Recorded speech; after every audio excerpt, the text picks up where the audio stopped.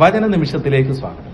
ലൂക്കോസിന്റെ സുവിശേഷം 16-ാം അധ്യായം 19 മുതൽ 31 വരെ ധനവാനെ പറ്റിയുള്ള യേശുവിന്റെ കഥയാണ്.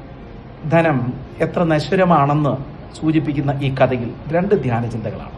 ഒന്ന്, വൂണ്ടഡ് ബൈ വെൽത്ത്, ധനം കൊണ്ട് മുറിവേറ്റവനെ പറ്റിയാണ്. ധൂമവസ്ത്രം ധരിച്ച വലിയ ധനവാൻ ലക്ഷറുടെ അങ്ങേ അറ്റമാണ്. അവന്റെ അരികിൽ പഴുത്ത് വ്രണമുള്ള ഒരു ലാസറിനെ അവനെ ശ്രദ്ധിക്കുന്നേയില്ല. മരണം അവനെ കൊണ്ടെത്തിച്ചത് നരകത്തിലാണ്. സുഹൃത്തെ, ധനം ഒന്നുമല്ല, അത് നിന്നെ എന്നും എത്തിക്കുന്നില്ലെന്നാണ് ഈ കഥ. രണ്ട്, റിഫൈൻഡ് ബൈ വൂൺസ്, മുറിവ് കൊണ്ട് ശ്രേഷ്ഠനാക്കപ്പെട്ടവനെ പറ്റിയാണ്. ഈ കഥയിൽ ധനവാന്റെ പേരില്ല, എന്നാൽ ലാസറിന്റെ പേരുണ്ട്. ദൈവം സഹായമെന്നാണ് അതിന്റെ വാക്കിന്റെ തന്നെ അർത്ഥം. മരണവനെ എത്തിച്ചത് അബ്രഹാം പിതാവിന്റെ മടിയിലാണ്. വിശ്വാസികളുടെ ഏറ്റവും സങ്കേതമാണ് അബ്രഹാം പിതാവിന്റെ മടിയിൽ. ഈ നരകത്തിൽ കിടന്ന് ധനവാൻ പറയുന്നു ഒരു ശ്രേഷ്ഠതയുടെ വാക്കാണ്, പിതാവേ, ഇവനെ എൻ്റെ സഹോദരന്മാരുടെ അടുക്കിലേക്ക് അയക്കണമെന്ന്. ഒരു പ്രവാചകൻ എന്ന നിലയിൽ ശ്രേഷ്ഠനാക്കപ്പെട്ടവനായി ലാസർ മാറുന്നു.